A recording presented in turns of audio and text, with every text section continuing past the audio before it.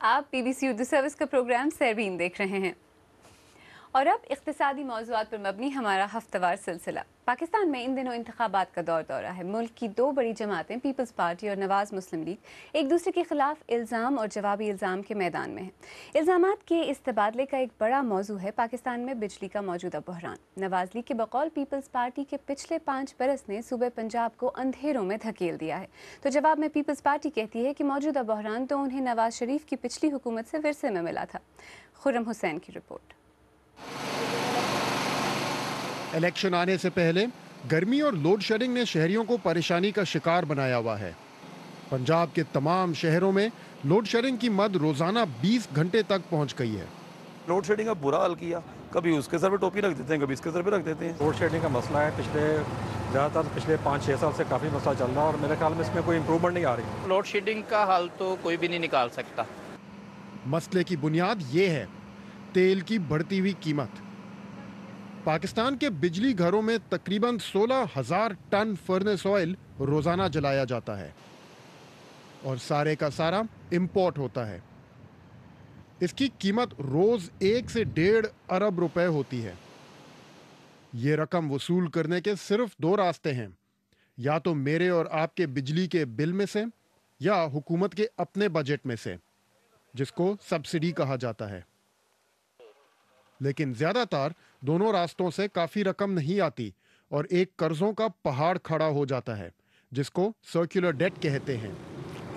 नतीजा इसका आके गिरता है यहाँ। यह है पाकिस्तान स्टेट ऑयल का हेड ऑफिस, पाकिस्तान की सबसे बड़ी furnace oil importing company. Pakistan का तकरीबन सारा फर्नेस ऑयल PSO इंपोर्ट करती है और उसकी स्टोरेज और बिजली घरों तक ट्रांसपोर्ट भी करती है।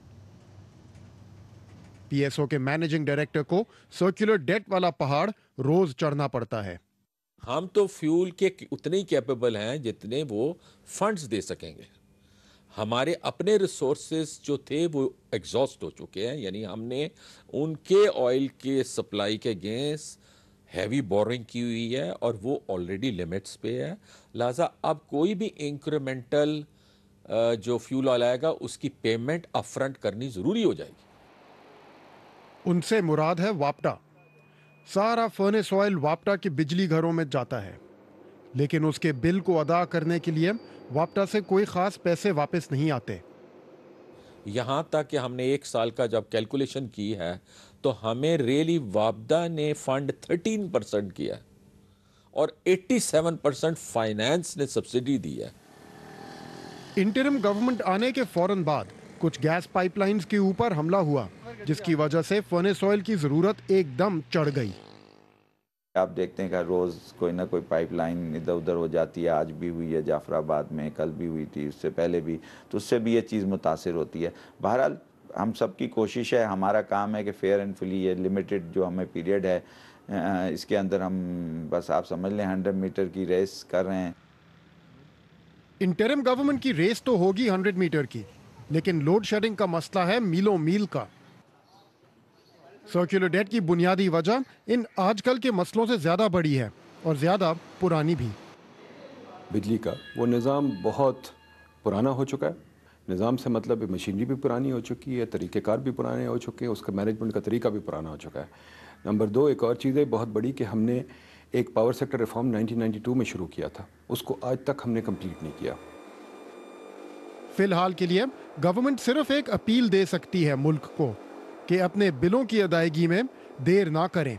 आवाम से मेरी वो है और तमाम इंडस्ट्रियलिस्ट से और सबसे मेरी दरख्वास्त है कि वो अपने बिल वक्त पे देना शुरू कर दें। जितने भी उन्हें उनके बिल आ रहे हैं वो ईमानदारी से देना शुरू कर दें। बिजली की चोरी बंद कर दें और जो गैस की चोरी है वो भी बंद कर दें। अगर ये चीज़ें बंद हो जाएं तो हमारा सर्कुलर डेट इमीडिएटली 30 से 40% कम होना शुरू हो जाएगा। अगर बिल की अदायगी से 30 या 40% मसला हल हो सकता है तो बाकी का हल कहां से आएगा?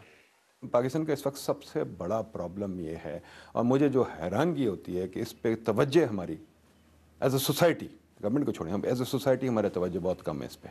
सवाए शोर मचाने के, लोड शेडिंग के, हमारे पास और कुछ नहीं है। ना तहकीक है, ना ख्याल है, ना सोच है, ना पुश है रिफॉर्म का। हैरानी तो सबको है, लेकिन आगे का रास्ता ढूंढने वाला तो अभी आया ही नहीं है।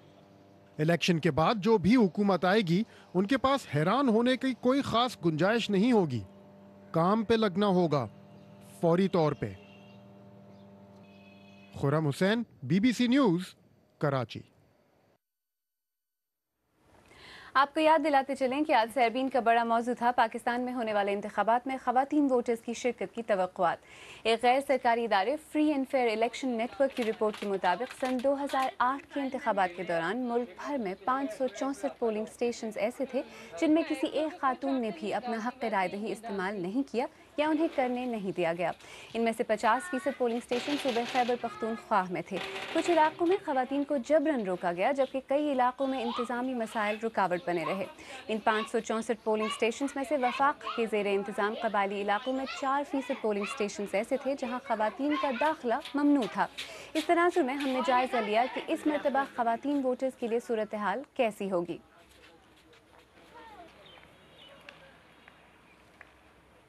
सरबीन में पेश होने वाले मौज़ूआत अगर आप दोबारा देखना चाहें या किसी मौजू पर अपनी राय देना चाहें तो हमारी वेबसाइट bbcurdu.com पर आएँ। यहाँ दुनिया भर की खबरें, तबसरे और तज्ज़िये मौजूद हैं। आप BBC उर्दू सर्विस के ट्विटर हैंडल @BBC उर्दू के ज़रिए अपने तासुरात हमें भेज भी सकते हैं। और अगर आप फेसबुक इस्तेमाल करते हैं तो तशरीफ़ लाइए facebook.com/BBC उर्दू पर।